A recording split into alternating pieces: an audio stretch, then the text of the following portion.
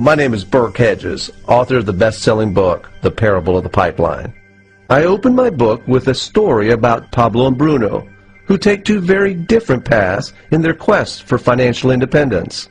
What you're about to see is the delightful animated story of their adventure. So, sit back, relax, and enjoy the life-changing lessons in The Parable of the Pipeline.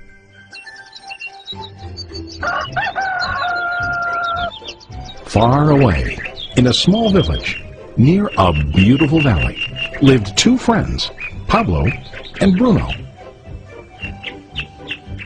They were both young and dreamed of a better life for themselves.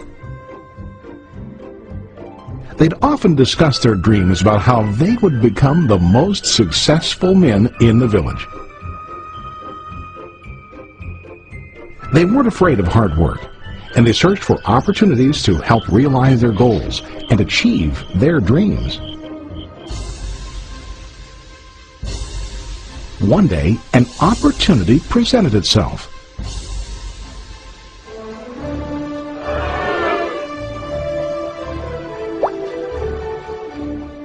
The mayor of the village decided to hire two people to bring water from a spring up on the mountain, across the valley, back down to the village. They were to be paid based on the amount of water delivered to the village. Bruno and Pablo enthusiastically got to work. Every day, from morning till evening, they carried buckets to and from the spring. They worked hard, carrying water to the village. In the evening, they'd return home with their day's wages.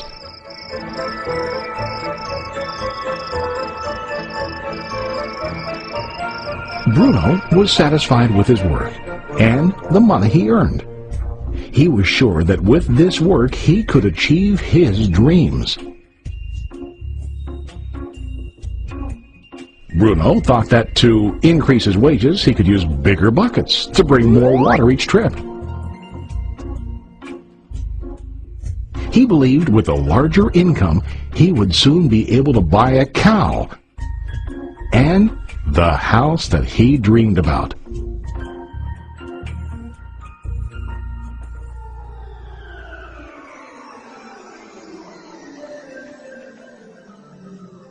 Now Pablo was not satisfied. At the end of the day, his back and hands ached, and he was exhausted. He was looking for an easier way to earn more. One day an idea occurred to Pablo. He imagined building a pipeline to deliver the water from the mountain spring to the village. With this pipeline, he could get more water to the village without carrying buckets back and forth from the spring to the village. Soon, he got very excited about his idea and began to plan.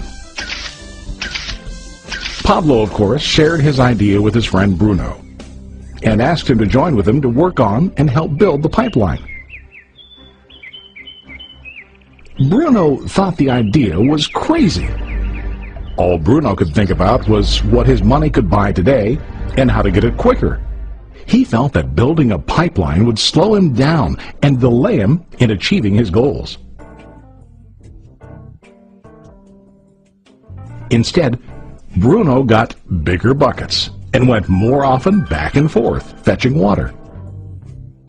He was sure that with this method, he could make more money. Pablo decided to build the pipeline on his own. He understood that it would not be easy to build, and it would take time to complete the pipeline. Pablo knew that it could take several years to finish, but he set his mind on his goal. Every day he worked and carried water like before.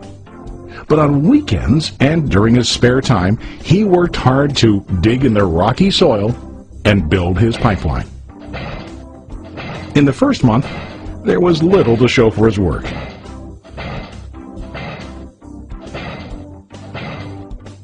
Bruno and the villagers laughed and teased him.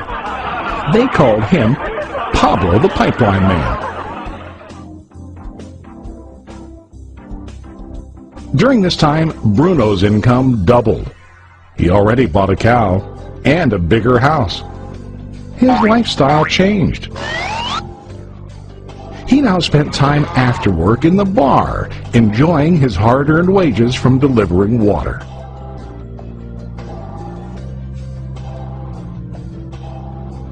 What Bruno didn't realize was that his body was starting to stoop from carrying heavy buckets every day.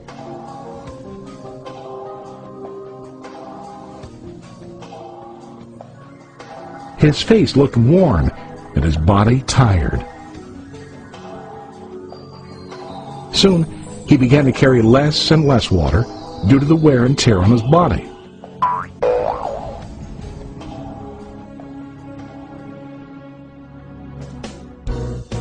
Month after month, Pablo worked.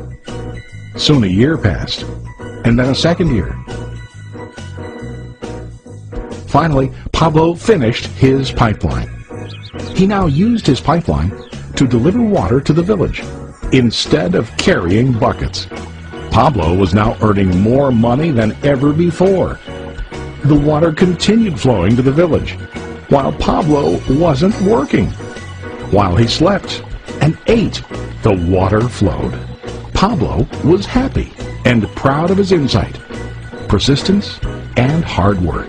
Now his income flowed as long as the water flowed through his pipeline.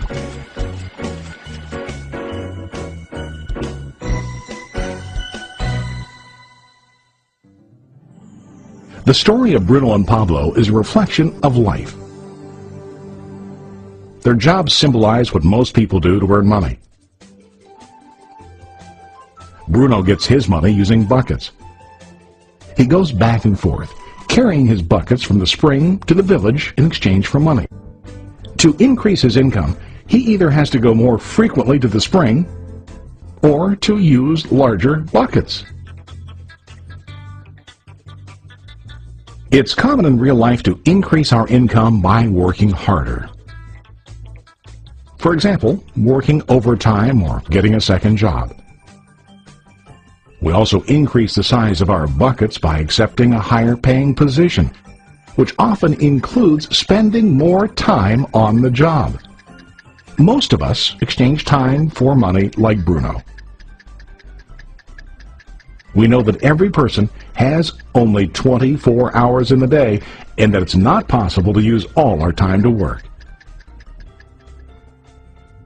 The most difficult time comes when we can no longer exchange time for money due to age, health, or other reasons.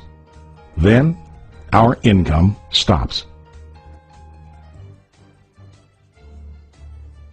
Now let's review what Pablo did. Very wisely, Pablo did not exchange all of his time for limited income, but he used some of his time to build a pipeline.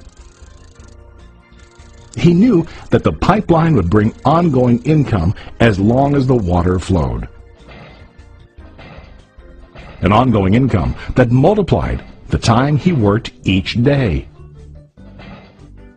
Pablo knew that someday, maybe because of age or health, he would no longer be able to exchange his available time for money. Pablo knew that if he could make his idea of a pipeline work, then he only has to do the hard work of building the pipeline. After the pipeline was completed, Pablo was able to monitor and maintain the flow of water to ensure that his income will continue. Pablo has shown us that to earn an income, we don't always have to directly exchange time for money. There really are better ways. How about you? Are you still like Bruno, who directly exchanges time for money? Or do you want to be like Pablo, building and maintaining a pipeline for ongoing income? If you are interested in the idea of building your own pipeline, contact the person who lent you this presentation. You can start building your pipeline today.